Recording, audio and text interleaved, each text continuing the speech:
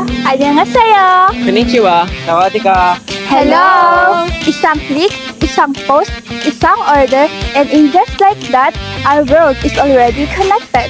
From the food we eat, the clothes we wear, the apps we use, and even the trends we follow, globalization is everywhere.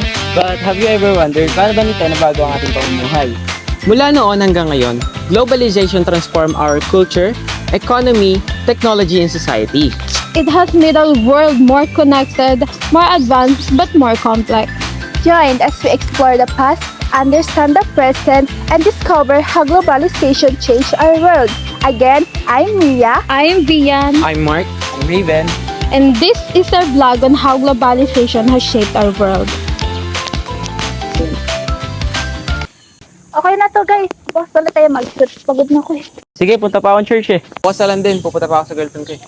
Bye guys! Thank you. Guys, wait! Oh. Paano kaya yung mundo natin kung walang globalization, no? Sana makapag-time travel tayo. Baliw na ng putik. Nagpa-fantasy ka na naman, be. Okay na nga. Balo ang putik. Bala ka dyan. Bye.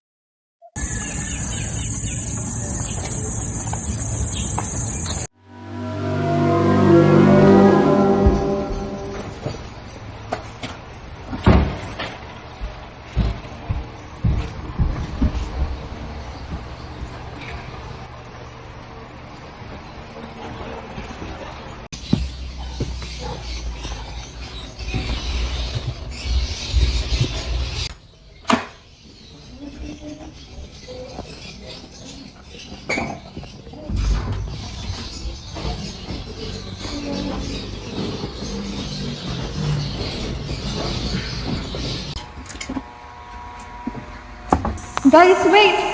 Oh. Paano kaya yung mundo natin kung walang globalization? Sana makapag-time travel tayo.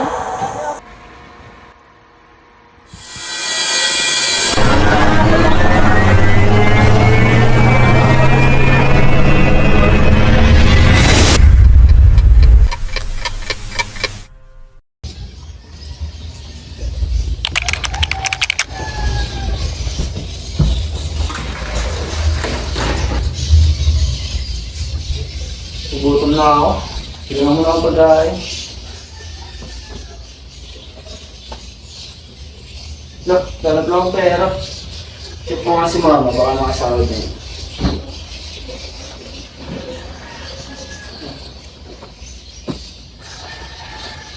Saan ba phone ko?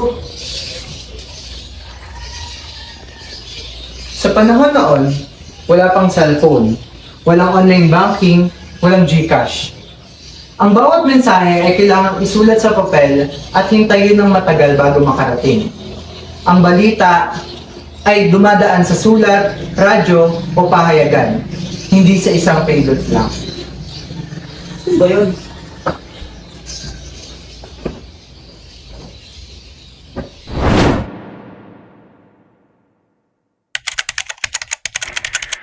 Noon, hindi minamadali ang panliligaw. Sa bawat harana, liham at pagdalaw, unti-unting ipinapakita ang paggalang at tunay na pagtingin. Sapagkat noon, ang pag-ibig ay hindi basta sinasabi. Ito'y pinapatunayan. Bini-bini, ang iyong mata ay nagbibigay liwanag sa aking gabi. Kung mamarapatin, ako sana iyong pahintulutan na makilala ka pa ng pag-ibig ko ay mapatunayan. Giliw kung pahintulutan mo ako.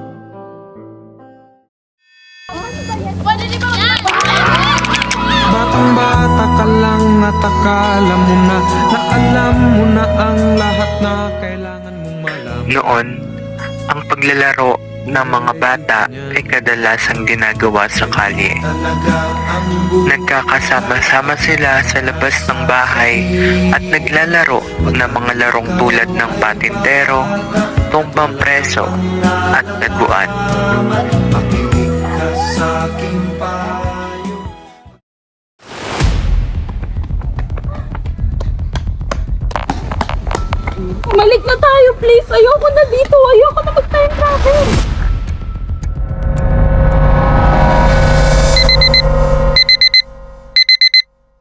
hirap ng buhay dati, no? Ang hirap ng buhay kapag walang cellphone, internet, at limitado ang lahat. Kailangan mo pang mag-intay ng matagal. Ang hirap ng buhay kapag yung simpleng bagay ay hindi natutugunan at umahaba pa yung proseso. Gusto mo bang malaman kung anong naging epekto at kung ano ang globalisasyon?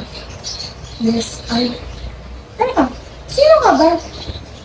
Let me explain something.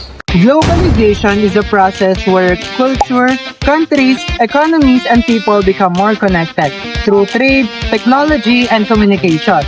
Because of globalization, ideas, information, and products move quickly across the world. As the world change, globalization is a part of it, and we use it in everyday life. When we use internet like social media, when buying or shopping online, and lastly, when communicating with other countries. And because of that, we are already part of globalization.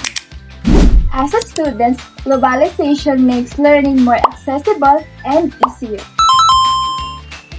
If you don't understand the lesson, you can search it on YouTube from different teachers around the world. You can read international articles or join online discussions and learn different perspectives.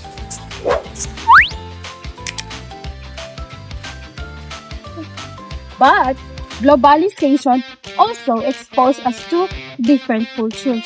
For example, many students today listen to international music and watch foreign movies and learn about the traditions of other countries.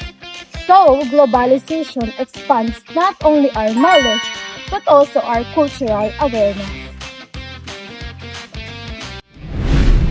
Globalization also creates job opportunities beyond our country. For example, according to Philippine Statistics Authority, millions of OFWs working in different countries around the world. In 2023, OFW remittances reached $37 billion according to Bangka Sentral ng Pilipinas. This money helps to support Filipino families by providing better education, food, healthcare, and daily needs. Because of globalization, many Filipinos are able to find better opportunities abroad, improving their lives, and greatly contribute to Philippine economy. Globalization brings many positive effects in our lives. First, it improves communication because people can easily connect through social media, video calls, and online platforms worldwide. Second, it gives better access to education. Students can learn from international sources like online courses, YouTube tutorials, and global research. Third, globalization creates more job opportunities. Examples, Filipino works abroad as OFWs. According to Bangko Sentral ng Pilipinas, OFWs remittance reached over $37 billion as per 2023, helping millions of Filipino people. Fourth is to give access to advanced technology that improves our daily lives, and also international products and improve healthcare innovations. Because of globalization, countries are being more connected, informed, and developed. However, globalization also has negative effects. First, local businesses may struggle because they compete with bigger international companies. Second, some traditional cultures and local products slowly fade as foreign trends become more popular.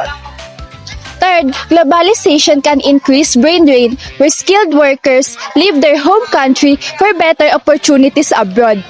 Lastly, not everyone benefits equally.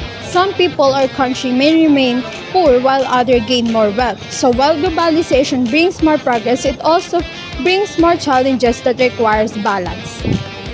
Ngayon alam na natin kung paano naapektuhan ang globalization ng ating buhay sa education, culture, communication, at opportunities. Pakinggan naman natin ang opinyon ng mga tao. Sa mga estudyante, sa mga ordinary mamamayan, alam naman natin kung paano nakaka-apekto ang globalisasyon sa kanilang pamumuhay. So today guys, kasama natin ngayon si Kuya Jeff and itatanong po natin sa kanya kung ano po yung epekto ng globalisasyon sa pang-araw-araw ng kanyang buhay. So ano po yung epekto ng globalisasyon po sa pang-araw-araw po na buhay? Sa pagtaas ng gasolina, lumit yung kita namin. Konti yung naiuwi namin sa bahay. Saka medyo mahirap. So, nakinig naman natin na yun yung apekto ng kanilang pang-araw-araw na buhay sa globalisasyon.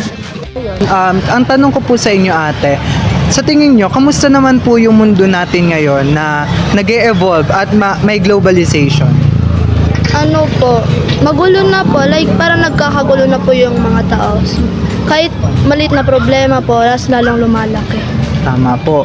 So ate, ang tanong ko lang po, paano po as a student po, paano kayo naapektuhan ng globalization? Like yung sa technology, paano po kayo naapektuhan? By ano po, yung pagtutok na rin po sa cellphone, tas yung sa mga research po, like nakaka-pressure din po kasi eh. Lalo na po pag marami ka pong iniisip, tapos dadagdag ka po, harap ka po sa cellphone, ganun po. Yes ate, salamat po ate para po sa time ninyo. Salamat sa insights and yung ideas niyo po about sa globalization. Thank you po. Ayun, kasama naman natin si Ate Kelly upang interviewin para sa globalization. So Ate Kelly, ang tanong ko po is, nag-aangkat po ba kayo ng mga paninda po ninyo? Saan po kayo nag-aangkat? Sa Taytay. So, kumusta naman po yung yung pagtitinda po ninyo araw-araw? So, ngayon kasi mapuno, sobrang bunga. Kaya, magbebenta mo, makakain mo na lang. Nakakalungkot. Pero, naapektuhan po ba kayo ng inflation o pagtaas po ng mga bilihin o yung pag-aangkat po ninyo? Sobra kasi, lagi yun, nag-class sila. Ako naman, din makapag-class kasi, kaya ganun pa rin yung grade ko. Sobrang apektado kasi, mahal yung bilihin, bigas. Ayun. So, nahingi nga natin yung insight ni Ate Kelly about sa pagtaas ng pag-aangkat niya ng mga paninda at yung epekto nito sa pamumuhay niya araw-araw. Maraming salamat po Ate. Good afternoon po. Ano po pangalan niyo? Okay po. So, ang tanong ko is, ano po yung epekto po ng init na nararanasan po natin? Siyempre, kung mangin naman nila, nakakain nakakalanan ng talagang napaka-init talaga. Talaga yung